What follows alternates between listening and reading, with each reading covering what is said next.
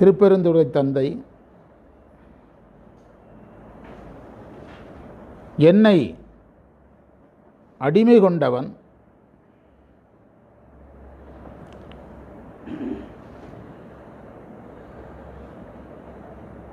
அருளால் என்னை பார்க்கின்ற அமுதமானவன்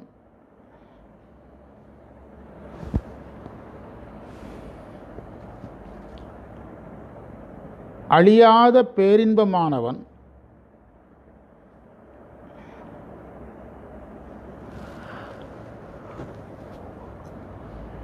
அந்த சிவபெருமான் குருவாக வந்தார்.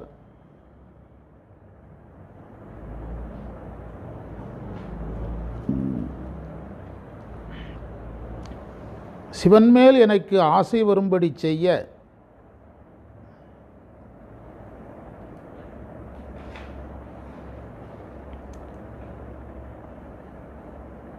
என் பிறப்பை தடுத்தான்.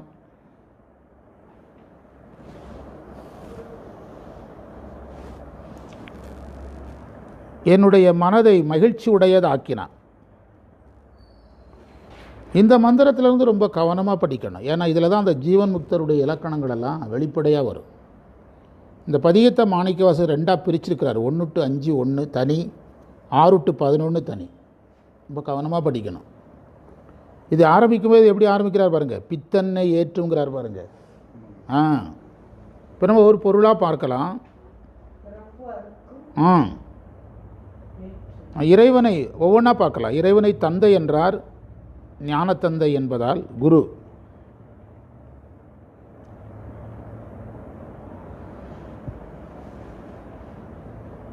அருளால் என்னை அடிமை கொண்டவன் என்று சொன்னார்.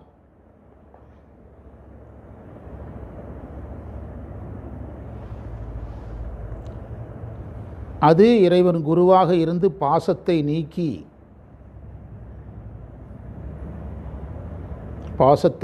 ஞானத்தை கொடுத்தலை குறித்தது.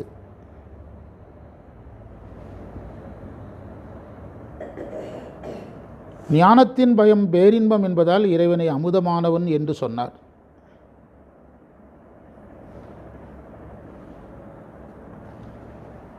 அதனால தான் தொடர்ந்து பாருங்கள், அழியாத பேரின்பவான் அப்படின்னு சொல்கிறார். திரும்பவும் அதே தான் சொல்கிறார், மயமாக இருக்கிறாங்கிறாரு.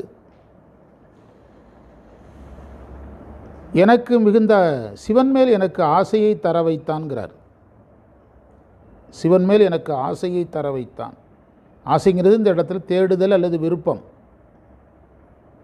சிவன் எவ்விடத்தான் மாணிக்கவாசகர் பாடுறார்ல, தேடுமின் தேடி திரிமின் திரிந்து அப்படின்னு பாடுறார்ல, அதுதான் ஆசை. பாடுமீன் பாடி பணிமின் தேடுமின் இதெல்லாம் அந்த ஆசையில் வர்ற வார்த்தை. பிறப்பை தொலைப்பான்னு சொன்னதுனாலேயே இது ஜீவன் முக்தர் நிலையாகிறது.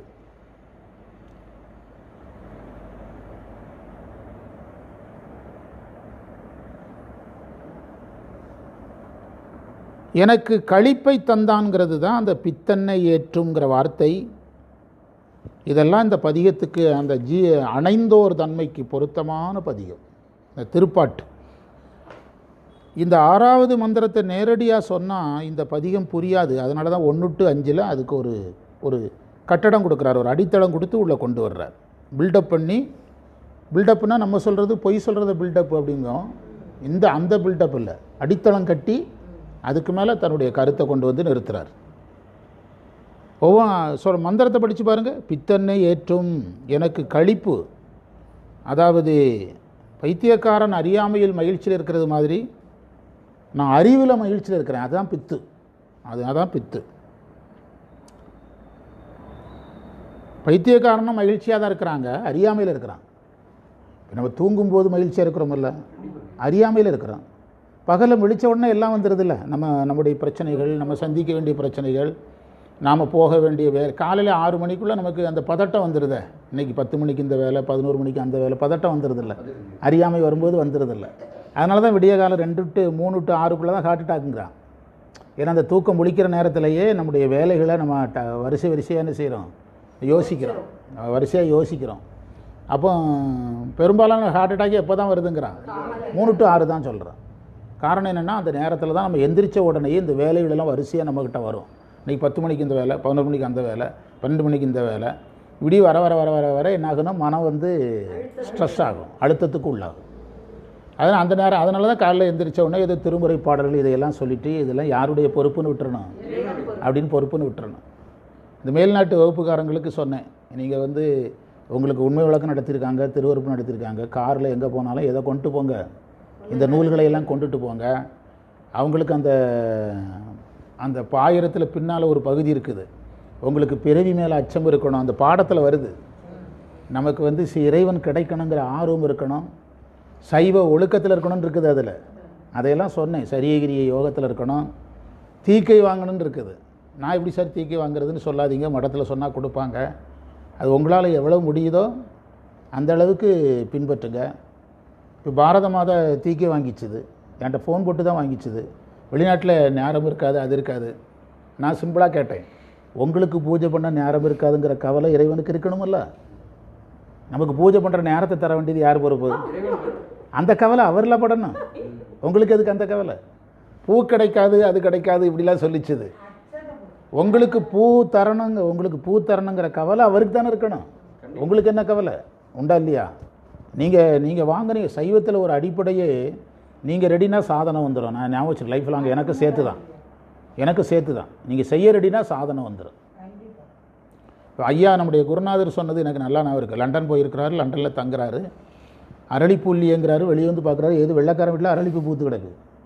இவர் தான் இங்கிலீஷ் நல்லா பேசுவார்ல, இங்கிலீஷில் பேசுகிறாரு. அவன் இங்கிலீஷ்காரன் பறிச்சுட்டு போங்கிறான், பறித்து பூஜை பண்ணுறாரு. சிவ பூஜைக்கு அரளிப்பூ எங்கே கிடைக்குது? லண்டனில் கிடைக்குது. அது ஒரு பாலைவன தாவரம் தான், அது வந்து ஒரு வறட்டு நில தாவரம் தான், ஆனால் அங்கே கிடைக்குது. அதனால் இது இறைவன், நீங்கள் குங்குலியக்கலைய நாயனார் குங்குலியம் இறைவன் கொடுக்க ரெடி, குங்குலியம் வந்தது. காரைக்காலமையார் மாம்பழம் கொடுக்க ரெடி, மாம்பழம் வந்தது. சைவத்தில் மட்டும் நீங்கள் செய்ய ரெடின்னா சாதனத்தை பற்றி கவலைப்படக்கூடாது. நீங்கள் அதுக்கு தயார்னா சாதனை வந்துடும். இன்றைக்கி சிவராத்திரிக்கு வந்து நம்ம 3000 ரூபா எப்போ கோயிலுக்கு கொடுப்போம். 1500 ரூபா சித்தாந்த வகுப்பு சார்பில் கொடுத்தாச்சு. 1500 ரூபா திருமுறை வகுப்பு சார்பில் கொடுத்துட்றோன்னு சொல்லி 3000 ரூபா யார்கிட்ட வாங்கி கொடுத்துட்டேன், ரங்கநாத சேட்டை வாங்கி கொடுத்துட்டேன். இப்போ 1500 ரூபா அவருக்கு கடன். எங்கள் வீட்டுக்கு இன்றைக்கி புக்கு பார்சல் ஒன்று வந்திருக்குது, சிவபிரகாசன் நினைக்கிறேன், ஒரு பார்சல் எடுத்துகிட்டு வந்தார். ஒரு 1000 ரூபாயை ஜிபே பண்ணிட்டு என்னுடைய ஒய்ஃப்கிட்ட கொடுத்து வச்சுருந்தேன். கரூருக்கு போயிருந்த இடத்துல பெட்ரோல் போடுறதுக்கு தருவாங்க. இப்போ வண்டி எடுத்துகிட்டு போகிறனாலும் நீங்கள் வாங்கி ஆகணும்னு தர்றாங்க. அவங்க மகன், நீங்கள் பஸ்ஸில் வர்றீங்களோ எதில் வேணாலும் வந்துட்டு போங்க, எங்கள் அப்பா கொடுத்த 1000 ரூபாயை வாங்கிட்டு போயிருங்கன்னு கொடுத்துட்றாங்க. அவங்க அப்பா கொடுத்துக்கிட்டு இருந்த 1000 ரூபா நாங்கள் போக ஆரம்பித்ததுலேருந்து கொடுக்கல, ஒரு 2 வருஷமோ 3 வருஷம் கழிச்சு. எப்போ கொடுத்தாங்கன்னா எங்களுடைய ஒரு தொகுப்பு முடிஞ்ச பிறகு திருமுறை போட்டாங்க. திருமுறைக்கு இவங்களெல்லாம் நம்ம தானே சொன்னோம். வேறு ஆட்கள் பிடிக்கும்போது 5000 கொடு 6000 கொடுன்னு கேட்கும்போது தான் அவங்களுக்கு யாருடைய வேல்யூ தெரிஞ்சுது. இவனும் வாய் திறக்காமல் வந்துட்டு போயிட்டுருக்கானுலன்ட்டு அவர் கொடுத்தாங்க. அந்த 1000 ரூபாய் அவருக்கு தூக்கி கொடுக்குறேன். ஆக்சுவலாக நான் கொடுக்க வேண்டியது எவ்வளவு? 1500. அவர் வாங்கிட்டு வெளியே போகிறாரு. இன்னொருத்தர் எனக்கு 600 ரூபா கொண்டு வந்து கொடுக்குறாரு. இந்த மாதிரி திருக்குறள் பேசுனீங்களா அரசாங்க நிகழ்ச்சியில், அதுக்கு உங்களுக்கு வந்திருக்குது 600 ரூபான்னு கொடுத்துட்டு போகிறார். எதுக்கு சொல்கிறேன்னா, நீங்கள் திட்டமிட ரெடின்னா சாதனங்கள் என்ன செஞ்சிடும். இப்போ அது மூவர்கண்டியம்மன் கோயில், அதுக்கு ஒரு அடையாளம். அவங்க இவ்வளோ பெரிய பட்ஜெட்டு போட்டு அந்த கோயிலை தொட்டிருந்தாங்கன்னா வேலை செஞ்சுருக்க முடியாது. இதுவரைக்கும் செலவழித்த பணத்தை நீங்கள் எழுதி பார்த்தீங்கன்னா இவ்வளோ ஆகும்னு தெரிஞ்சதுன்னா நாகராஜ் சிதம்பரத்தில் போய் உட்காந்துருந்துருப்பார். எவ்வளோ ஆகும்னே அவருக்கு தெரியாது, ஆனால் வேலை செய்யணுங்கிற ஆசை மட்டும் இருக்குது. ஆமாம் ஆமாம் ஆமாம் அதுக்கு ஒரு ஏறிடும். அதாவது அவருக்கு அந்த செய்யணுங்கிற ஆசை அந்த சாதனத்தை வர வைக்கும். வந்துடும். இது சைவத்தில் அடிப்படை அன்னைக்கு தான் வரும். அதுக்கான அளவுக்கு வரும். அந்த சாதனத்துக்கு வரும். அதுதான். அப்படிலாம் பண்ண முடியாது. ஐயா அடிக்கடி சொல்லுவார், நம்ம மாதவஸ்புரணி ஐயா, 0 பேலன்ஸில் தொடங்கி 0 பேலன்ஸில் முடிக்கணும் அப்படிம்பார், அடிக்கடி சொல்லுவார். அதாவது இங்கே ஆசைங்கிறது அதுதான். இறைவன் மேல் எனக்கு விருப்பத்தை இறைவன் கொடுத்தான், ஆனால் அளவற்ற கழிப்பில் இருக்குது. பித்தன்னை ஏற்றும் பிறப்பு அறுக்கும் பேச்சரிதாம் மத்தமே ஆக்கும். அந்த மத்தம்தான் கழிப்பு. பித்து ஏத்துறான், என்னது கழிப்பு வருது. என்ன அழகான வார்த்தை சார். மத்தமே ஆக்கும் என் மனத்தை அத்தன் பெருந்துரையான் ஆட்கொண்டு பேரருளால் நோக்கும் மருந்து இரவா பேரின்பம் வந்துங்கிறது தான் குரு. இனி இந்த பதிகம் உருக்கி தள்ளிடும். இது இனி வர்றது முன்பகுதி உபாய ஞானம், பின்பகுதி அனுபவ ஞானம். அதை நம்ம வர்ற வகுப்புகளில் பார்க்கலாம் என்று சொல்லி நிறைவு செய்வோம். சிவாய நம. சிவாயம். இந்தா